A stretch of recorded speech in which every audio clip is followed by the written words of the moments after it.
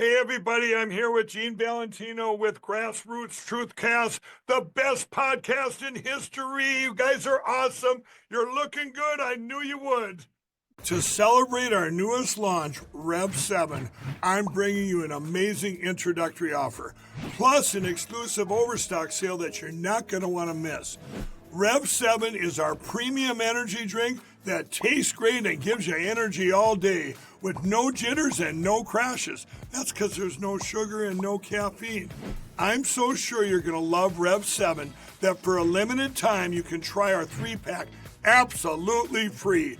Or check out our Percale bed sheets. I can't believe I'm even going to say this.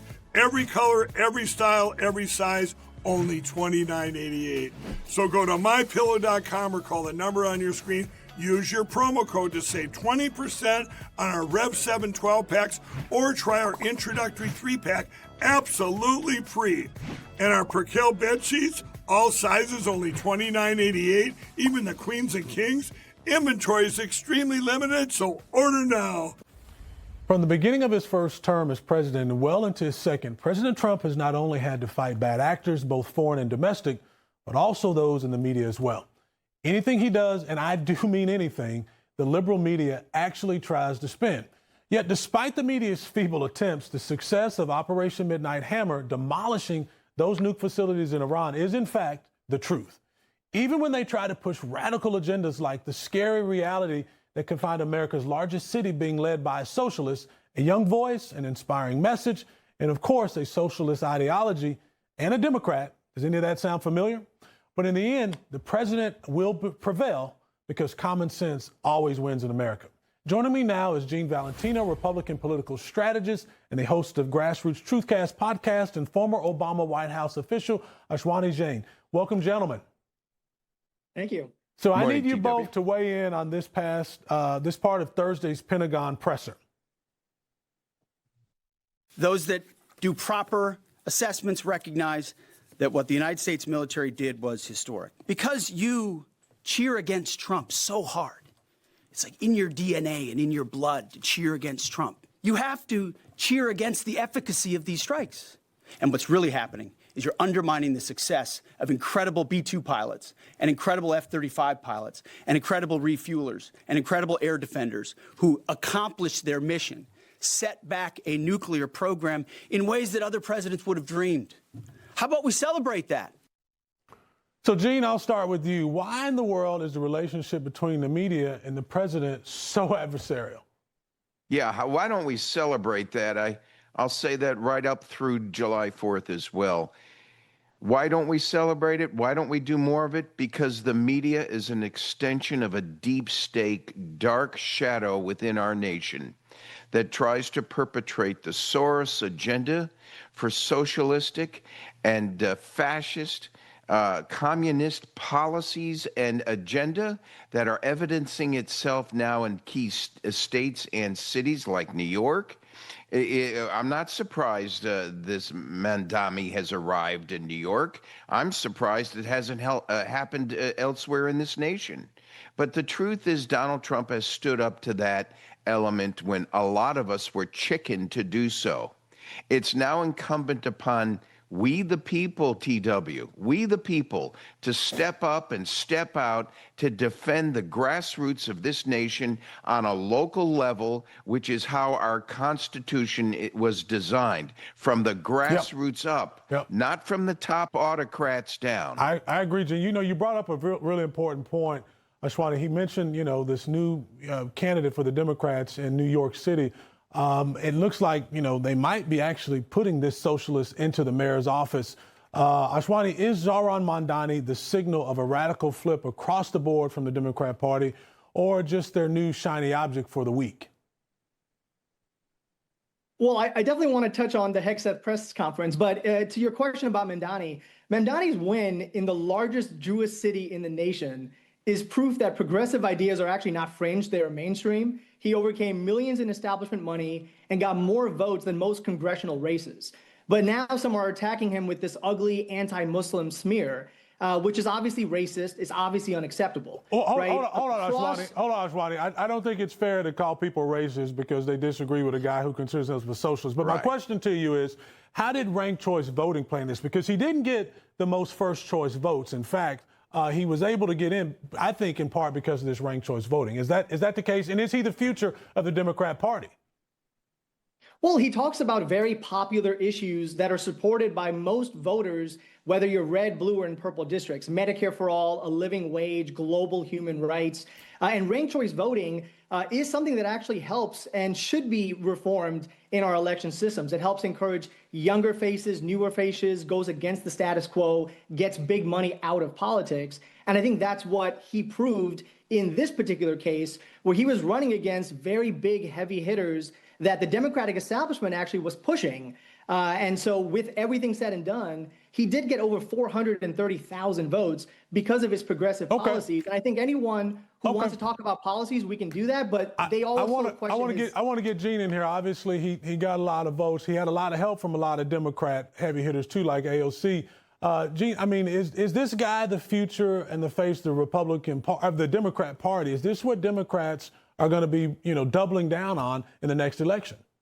I don't think so, TW. Respectfully, where's Nancy Pelosi? Where's Chuck Schumer? Where's Hakeem Jeffries and some of the other people other than AOC? I don't see them stepping up to support this guy who supports governmentally controlled supermarkets. Hey, advertising those supermarkets does in local media to foster an economy or even pay the advertising bill for this network are people who will not be available to pay for that advertising, because under his plan, you don't need to advertise. You have no choice. You're forced to go to the government's choice of supermarkets, which is the antithesis of a free trade society, which is what our government is based on. Well, that makes sense to me. Now, Swanee, we know after yesterday's Supreme Court ruling on birthright citizenship, that was a huge win for the president, in my opinion. Where do you think this puts Democrats, though, in the fight for immigrants' rights?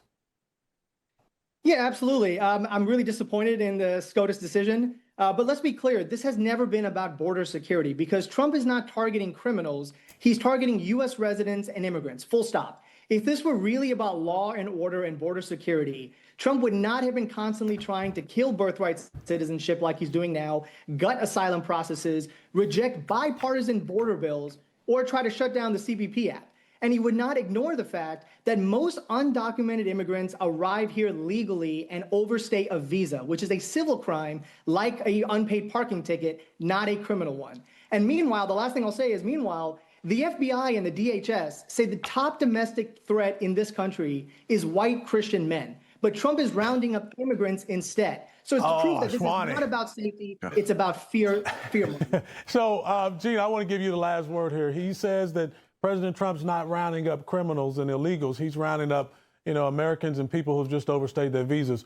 What say you about the president's immigration reform? 2 million undocumented illegals, some of whom are terrorists, some of whom are Iranians, and we're worried more about them than we are the citizens of this United States? The shoe's on the wrong foot. We need strong constitutional amendments in place. He's taken a more aggressive role, TW, because Congress itself has not acted. Well, if Congress was so smart with its legislative skill sets, we wouldn't have Donald Trump cracking the whip, because the laws would be clearer and they'd be in place for Trump to not have to act under special exceptions all the time. We need to reform this nation through constitutional amendments with a supermajority in the House and Senate. I pray this midterm election gives Congress the authority to move quickly under Trump's direction to create the constitutional amendments necessary for citizenship, the border, freedom of economic movement and travel. We're not against immigrants. My grandparents are immigrants, for crying out loud. They came in legally, though. Sure. And they're offended, as most are. Gina, forgive me, I'm out of time here. I feel your passion. I share your concern. I think the president's right on this one. Gene Valentino, Ashwani Jain, thank you both, gentlemen, for being with us. Great job. Thank you. Thank you. Hi, friends. Gene Valentino from the Grassroots Truthcast.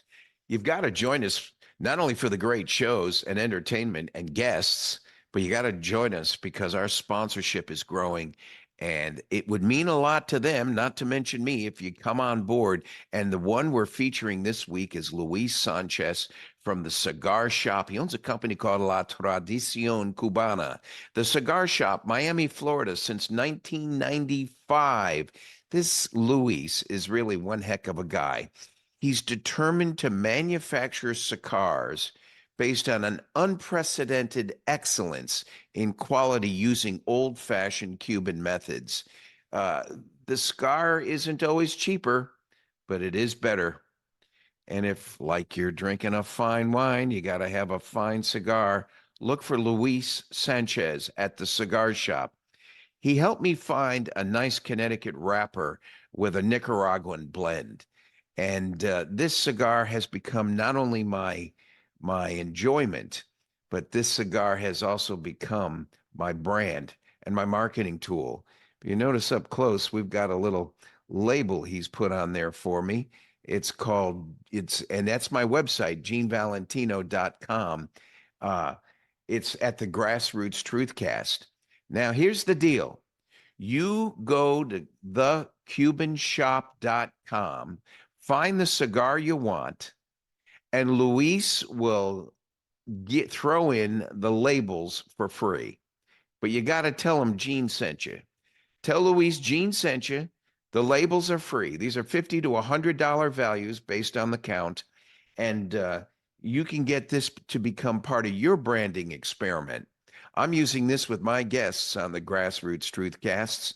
This could be your brand on your product, your service, anywhere in the world. Look for Luis Sanchez at thecubanshop.com. Thanks for joining us. Enjoy your smoke.